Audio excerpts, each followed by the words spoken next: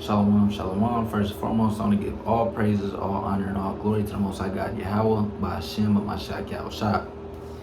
Today's lesson, I want to go over how the kingdoms were split. Why do I want to go over how the kingdoms were split? Because it kind of goes into a lot of things. It goes into the diaspora.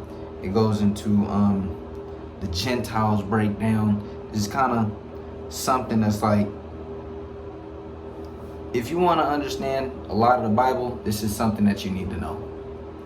You know, something that you kind of got to have in your bag as a little classic, just to have in your bag. You know, something you want to know when you're reading the scriptures. So I'm gonna get right into it. This is 1 Kings chapter 11 and verse 10. It says, I'm starting at 9. It says, and the Lord was angry with Solomon. Actually, I'm gonna start at 1 Kings 11 and 1. It says, but King Solomon loved many strange women, together with the daughter of Pharaoh, women of the Moabites, women of the Moabites, Ammonites, Edomites, Zidonians, and Hittites, of the nations concerning which the Lord said unto the children of Israel, ye shall not go in unto them, neither shall they come in unto you, for surely they will turn away your heart after their gods. Solomon clave unto these in love. What is that talking about? That's going over, I believe, Deuteronomy. Let's see if I can find it. Deuteronomy. Because Solomon loved many wives of the strange nations. This is Deuteronomy 7 and 1. When the Lord thy God shall bring thee into the land whither thou goest to possess it, and hath cast out many nations before thee, the Hittites, and the Girgashites, and the Amorites, and the Canaanites, and the Perizzites, and the Hivites, and the Jebusites, 7 nations greater and mightier than thou. And when the Lord thy God shall deliver them from before thee, thou shalt smite them and utterly destroy them. Thou shalt make no covenant with them, nor show mercy to them. Neither shalt thou make marriages with them. Thy daughter shalt thou not give unto his son, nor his daughter shalt thou take unto thy son.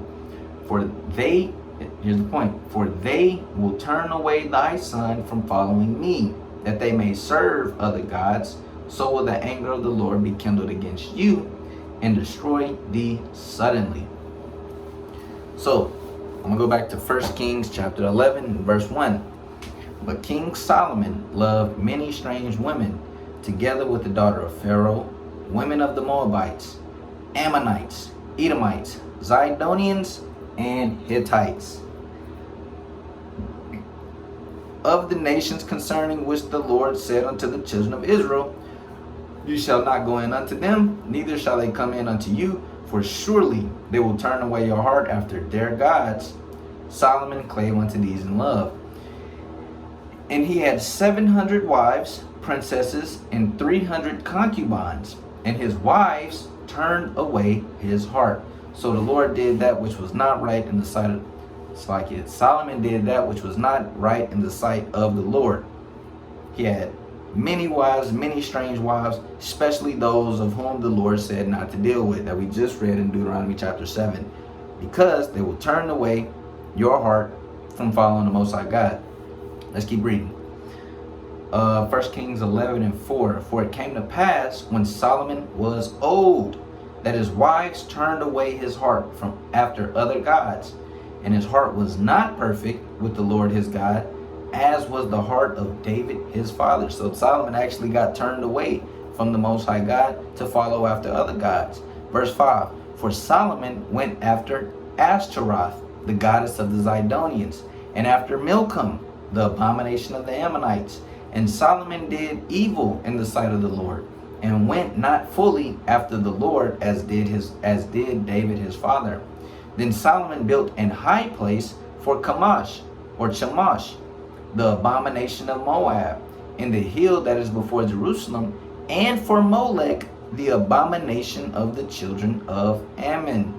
And likewise did he for all his strange wives, which burnt incense and sacrificed unto their gods. So, this is not going to go unpunished. Most High God is going to deal accordingly with Solomon.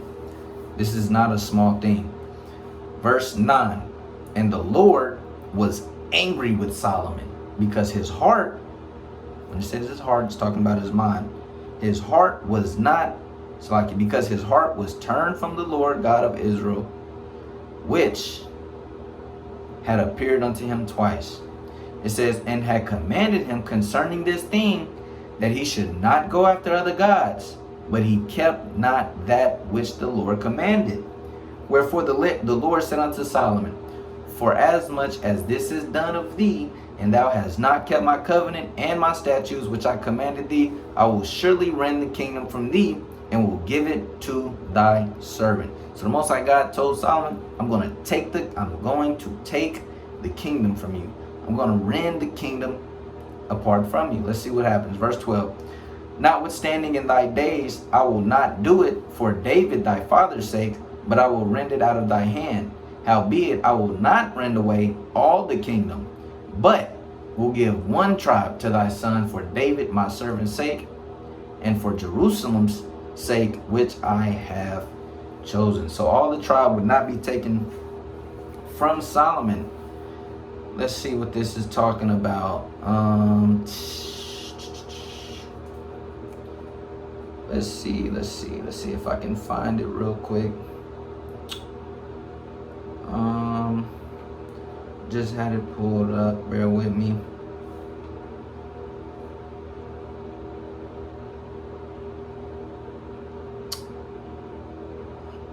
Bear with me. Here we go. This might be it. God. We're still in the same chapter, I believe. This is 1 Kings chapter 11 and verse 28. 1 Kings chapter 11 verse 28. Just jump down. And the man Jeroboam was a mighty man of valor, and Solomon, seeing the young man that he was industrious, he made him ruler over all the charge of the house of Joseph. If you know anything about Jeroboam came up with Solomon's son, Rehoboam. Let's see, it says verse 29. And it came to pass at that time, when Jeroboam went out of Jerusalem, that a prophet, Ahijah the Shilonite, found him in the way. And he had clad himself with a new garment, and they two were alone in the field. So it was two people alone in the field, Jeroboam and Ahijah the prophet. Verse 30. And Ahijah caught the new garment that was on him, and rent it into 12 pieces. What does that 12 pieces represent? 12 pieces represent the 12 tribes of Israel. And said unto Jeroboam, take thee 10 pieces, for thus saith the Lord, the God of Israel, behold, I will rend the kingdom out of the hand of Solomon, and will give 10 tribes to thee. Out of the hand of Solomon means out of the hand of his lineage. Verse 32. But he shall have one tribe for my servant David's sake, and for Jerusalem's sake, the city which I have chosen out of all the tribes of Israel. So the tribes that Solomon ended up with was Judah, Benjamin, Levi. They all made up the southern kingdom. They all made up the southern kingdom, and they're known as Judah. They're known as the house of Judah. That's where you get Jew from. That's why a lot of people in the New Testament, they were just referencing known as Jews, because a lot of the other tribes, like Benjamin, Naphtali, Ephraim, the house of Ephraim, Israel, they were not a part of Judah anymore, type deal. That's why when you see in the scriptures, you'll see the house of Israel, because the kingdom was rent in twain from Solomon and his sons. Let me see if I can find a quick precept just to show you how there is a difference. There is a difference. Because I was just reading about this. This is 2 Chronicles chapter 18 and verse 1. It says, now Jehoshaphat had riches and honor and abundance, and joined affinity with Ahab. And after certain years he went down to Ahab to Samaria, and Ahab killed sheep and oxen for him in abundance and for the people that he had with him, and persuaded him to go up with him to Ramoth Gilead. And Ahab, the king of Israel, said unto Jehoshaphat, king of Judah. This is what a lot of Christians do not read. A lot of Christians don't know that the kingdom was rent in twain. A lot of Christians don't understand anything about the Bible, or at least not the Old Testament. They don't understand the New Testament either. But it mentions right here, and Ahab the king of Israel said unto Jehoshaphat king of Judah, wilt thou go with me to Ramoth Gilead? And he answered him, I am as thou art, and my people as thy people, and we will be with thee in war. Why did he say that? Because there is no difference between those two people. But when you go on to read about the children of Israel, not the children of Israel, when you go on to read about the northern kingdom, which is you got, those 10 tribes: Naphtali, Zebulun, Asher, Issachar, Dan, Gad, Reuben, Simeon, all of those people. You got all those people. When you read about this in the scriptures, you'll see that all of those kings were wicked. They were all wicked. None of them. You got a lot of people that were wicked from the house of Judah. A lot of the kings was wicked, but not on the same level as the northern kingdom brothers. Let me see. What was I finding? Man, a precept that came to my mind. Oh, Jeroboam. I wanted to show y'all about Jeroboam. Let me see. Let me see if I can find a precept.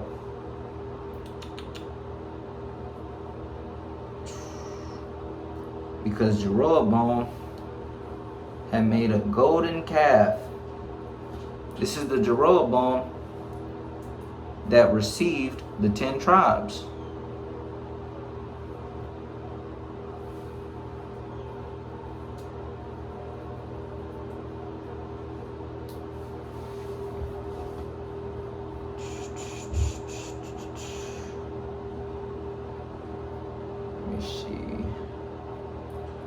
Because I haven't read that account in a long time. I just want to grab it though, just to show y'all, because the northern kingdom, they did not have a good start.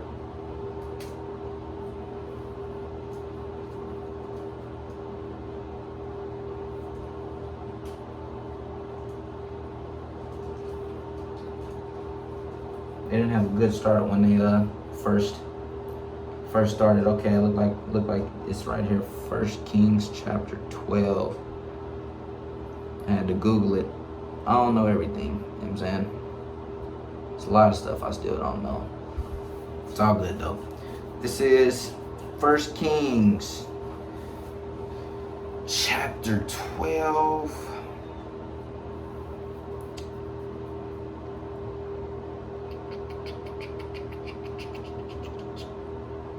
I'm gonna start at 25. It says, Then Jeroboam built Shechem and Mount Ephraim and dwelt therein, and went out from thence and built Penuel. And Jeroboam said in his heart, Now shall the kingdom return to the house of David? If this people go up to do sacrifice in the house of the Lord, if this people go up to do sacrifice in the house of the Lord at Jerusalem, then shall the heart of this people turn again unto their Lord, even to Rehoboam, king of Judah, and they shall kill me, and go again to Rehoboam, king of Judah. So Jeroboam did not want the 10 tribes to go back to Judah, because he thought they would kill him. It says literally just right there, verse 28. Whereupon the king took counsel, and made 2 calves of gold, and said unto them, the people, It is too much for you to go up to Jerusalem. Behold, thy gods, O Israel, which brought thee up out of the land of Egypt. It says, and he set the one in Bethel, and the other he put in Dan. And this thing became a sin for the people. It says let me read it slow. And this thing became a sin, for the people went to worship before the one, even unto Dan. And he made an house of high places, and made priests of the lowest of the people, which were not of the sons of Levi. So this is what Jeroboam is setting up. Jeroboam set up 2 golden calves and said, this is the guys that brought you up out of Egypt. And then he set people up to be priests, which were not of the sons of Levi. You cannot be a priest if you're not of the son of Levi. Verse 32. And Jeroboam ordained a feast in the 8th month, in the 15th day of the month, like unto the feast that is in Judah. And he offered upon the altar. So did he in Bethel, sacrificing unto the calves that he had made, and placed in Bethel the priest of the high places which he had made. So the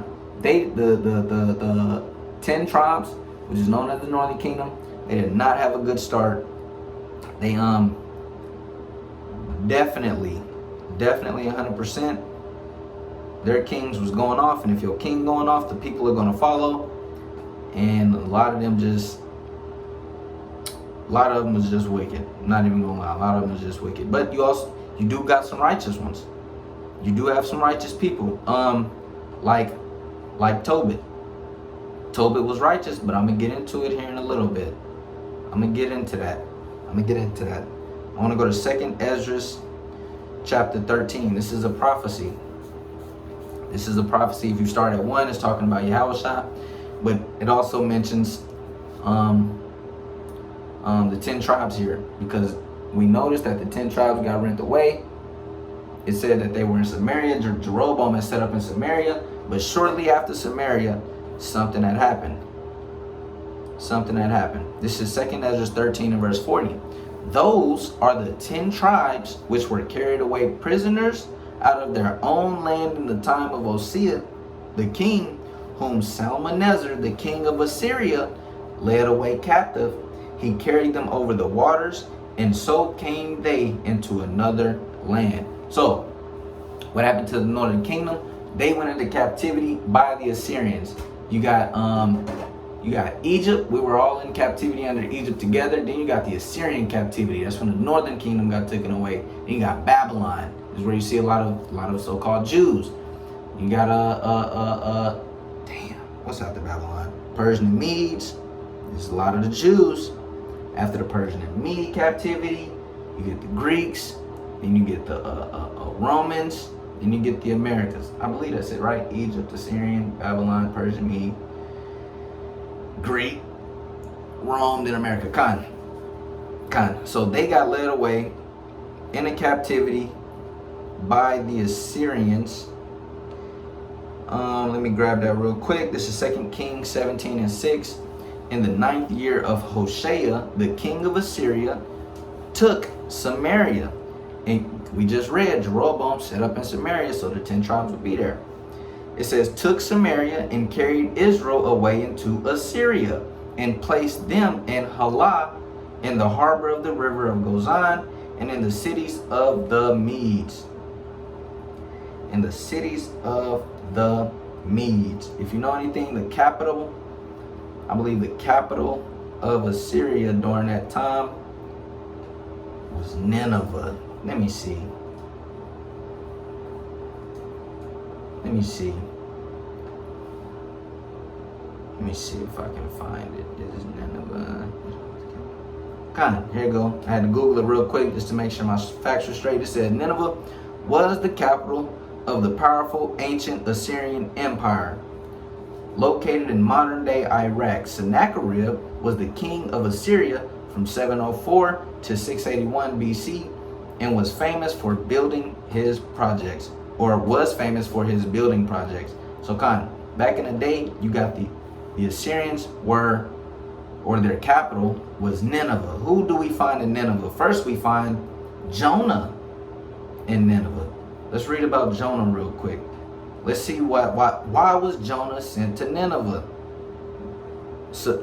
Supposedly none of our people was in Nineveh. Why is he going to Nineveh?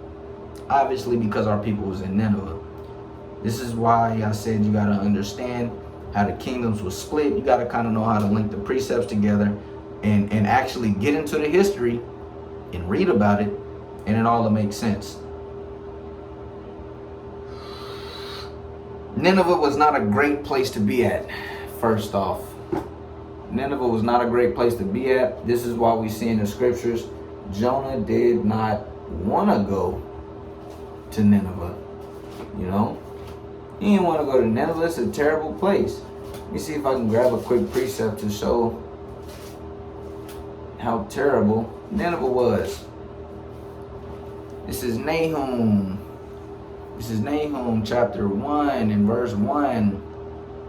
It says, the burden of Nineveh, the book of the vision of Nahum the Elkoshite. Now I'm going to jump to chapter 3. Nahum chapter 3 verse 1. Woe to the bloody city. It is all full of lies and robbery. The prey departeth not.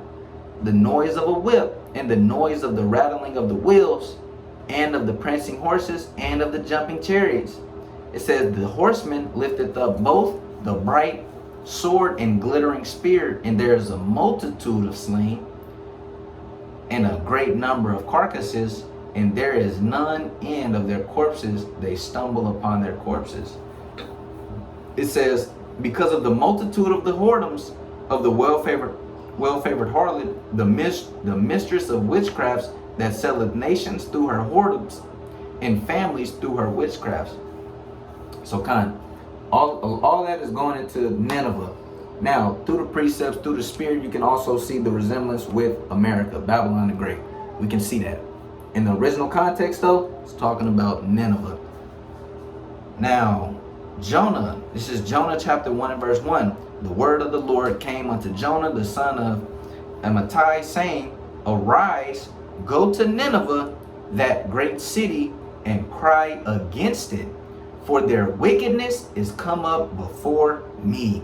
It says their wickedness is gone up before me. Verse 3, but Jonah rose up to flee unto Tarshish from the presence of the Lord, and went down to Joppa, and he found a ship going to Tarshish, so he paid the fare thereof, and went down into it to go to them unto Tarshish from the presence of the Lord. So I'm not going to read the whole thing of what's going on in the book of Jonah. It's not a long book. If you haven't read it, I advise you read it. It's a great book. It's an easy read. But just showing you that he had to go to Nineveh. Now I am going to go to chapter 3. Jonah chapter 3 and verse 1. And the word of the Lord came unto Jonah the second time, saying, arise, go to Nineveh, that great city, and preach unto it the preaching that I bid thee. So Jonah arose and went unto Nineveh according to the word of the Lord. Now Jonah was an exceeding Now Nineveh was an exceeding great city of 3 days' journey.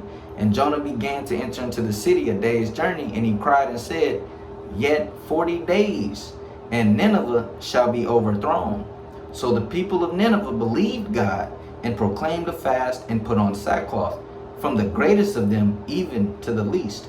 For the word came unto the king of Nineveh, and he arose from his throne, and he laid his robe from him, and covered him with sackcloth and sat in ashes, and caused it to be proclaimed and published through Nineveh by the decree of the king and his nobles, saying, let neither man nor beast, herd nor flock taste anything, let them not feed nor drink water.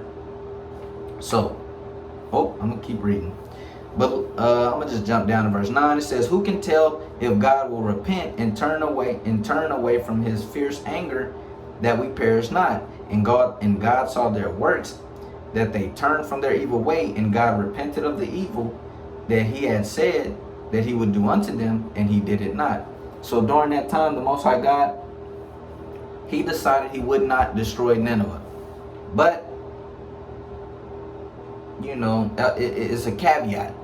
Don't do wickedness. If you don't do wickedness, Lord not going to kill you. He's not going to destroy you. But Nineveh didn't last that long. They definitely went back into wickedness.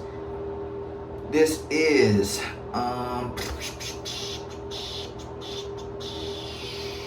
Tobit chapter 1. This is all going into the 10 tribes. Jonah was sent to Nineveh. Why? The 10 tribes are there.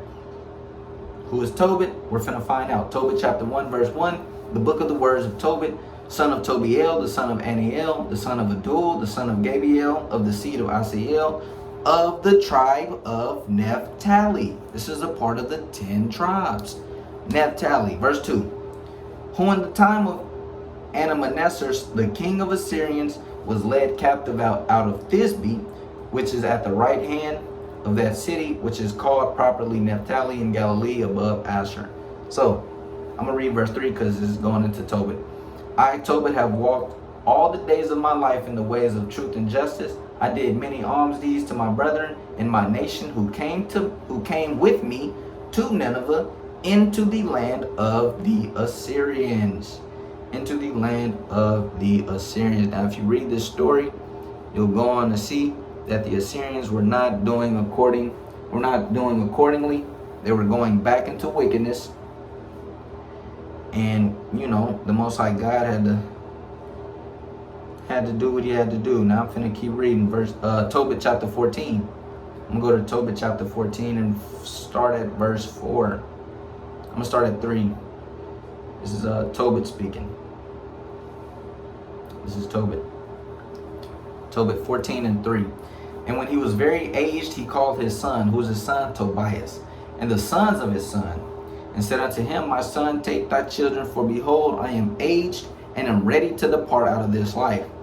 Go into Media, my son, for I surely believe those things which Jonas the prophet spake of Nineveh. What did Jonas speak? Thou shalt be destroyed in 40 days.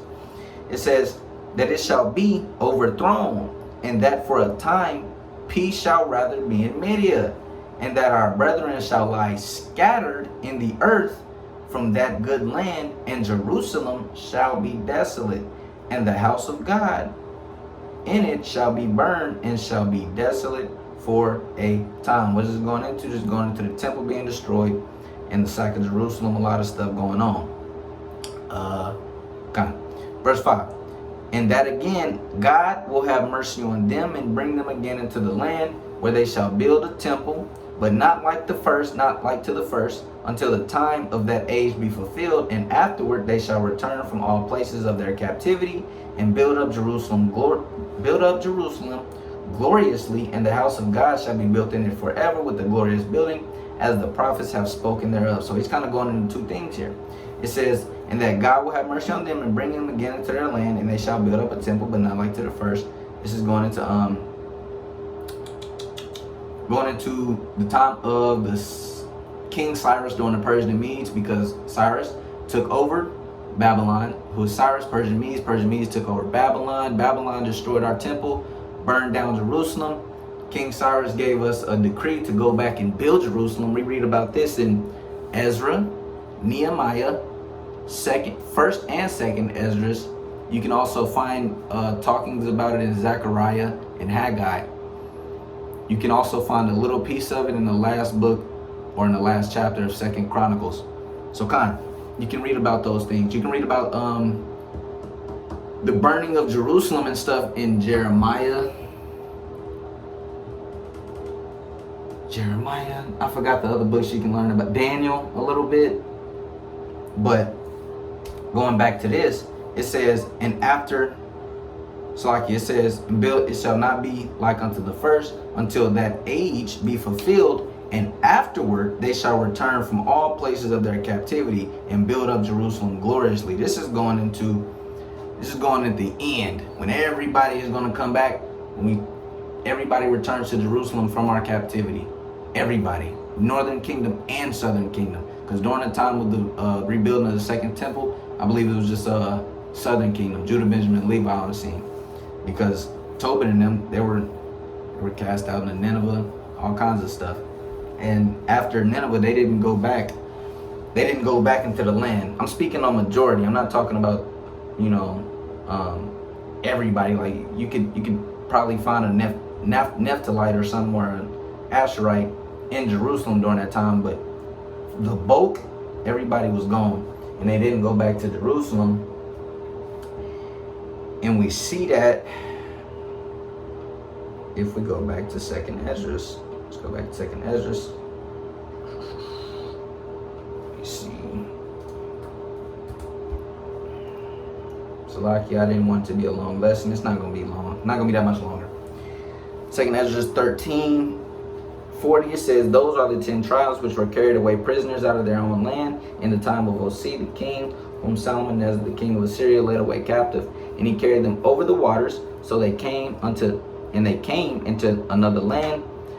But they took this counsel among themselves, that they will leave the multitude of the heathen and go forth into a further country where never mankind dwelt, Where is that going into? It's going into them leaving the heathen, leaving the Assyrians, and going into America. Going into America, which is I believe they call it Asteroid or something like that. Verse 45, for through that country there was a great way to go, namely a year and a half, and the same region is called Asteroid, or Arserith, Salakia, Arserith. So northern, that's it's kind of going into how the kingdoms was split. A lot of us are gonna need this because the kingdom was split. It's going into the Gentile breakdown. I'm gonna probably do a breakdown on the Gentiles sometime soon, Lord willing. It's not really a short breakdown. You can make it short, but to get in depth, it's kind of really what I want to do. But it's kind of going into why Christ came. Christ came to redeem those that fell off type deal. Because in the law, if you weren't circumcised, if you did certain things or did not do certain things, you will be cut off from your people. And that's what the adoption is going into. That's what the adoption that Paul spoke of is going into. Also the parable, I believe it's called the Prodigal Sons. It's going into the northern and southern kingdom. You also got Ezekiel, I believe 37, when the house of Israel and the house of Judah are going to be joined together again. It's going into the diaspora, which is the scattered. This is James 1:1. James, a servant of God and of the Lord Yahushua Mashiach, to the 12 tribes which are scattered abroad, greeting. 12 tribes scattered abroad. Let me grab another classic. We all should have heard this one. This is Matthew 15:24. But he answered and said, I am not sent but unto the lost sheep of the house of Israel. It's kind of going into them. Let me see. I want to grab one more precept just to just so y'all know how the kingdom was split a little bit more easier. It's just going to say it kind of plainly. It's going to say it plainly.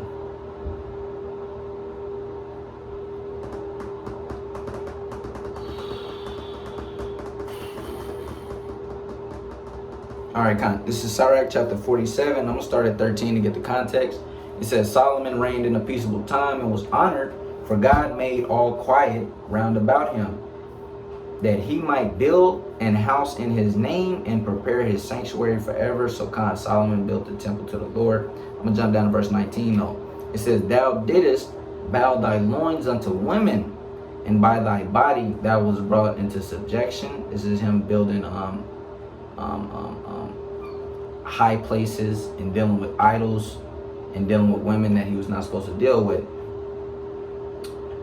Verse 20, it says, thou didst stain thy honor and pollute thy seed, so that thou broughtest wrath upon thy children and was grieved for thy folly. So the kingdom was divided, and out of Ephraim ruled a rebellious kingdom. Why does it say out of Ephraim? Ephraim is the head of the southern kingdom.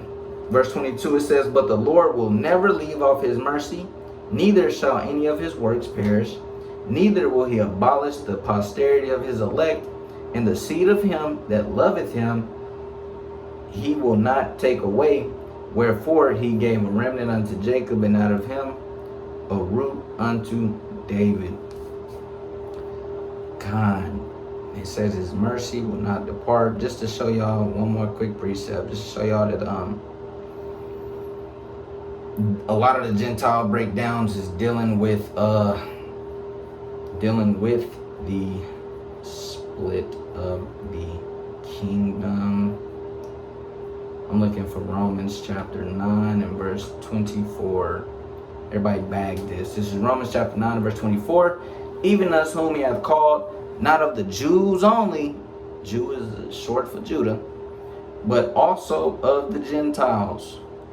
As he saith also in OC, or Hosea, I will call them my people, which were not my people, and her beloved, which was not beloved. What is that going into? Let's go to Hosea. Hosea chapter 1 and verse.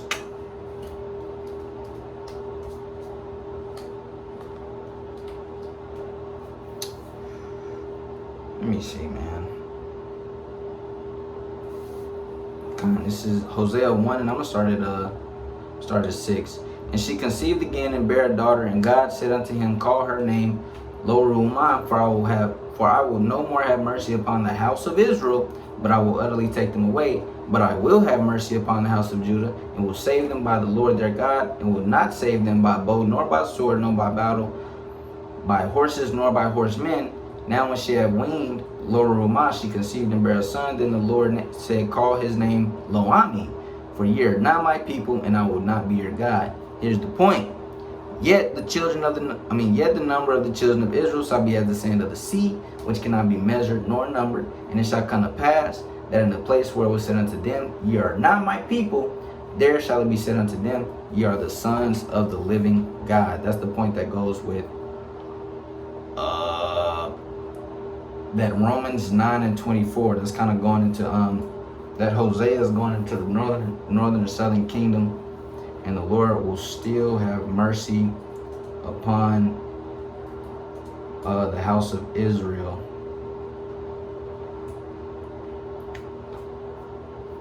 Bear with me, I'm trying to look for another cut. Trying to look for one more cut or one more spot just to show y'all. I believe it's in Ephesians.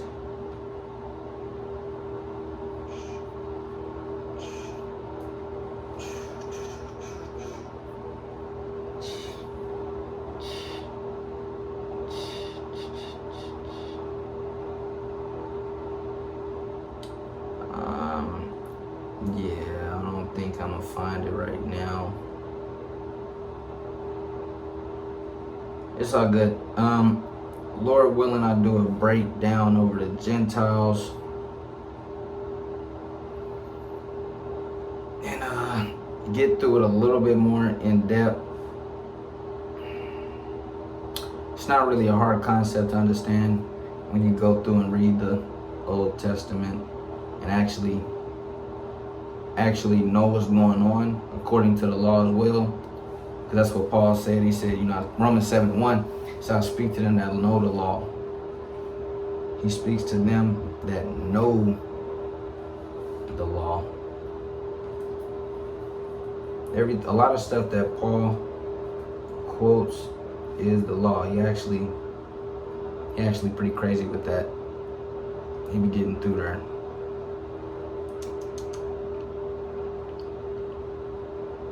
I'm still looking because I want to find it, but I'm probably not going to find it.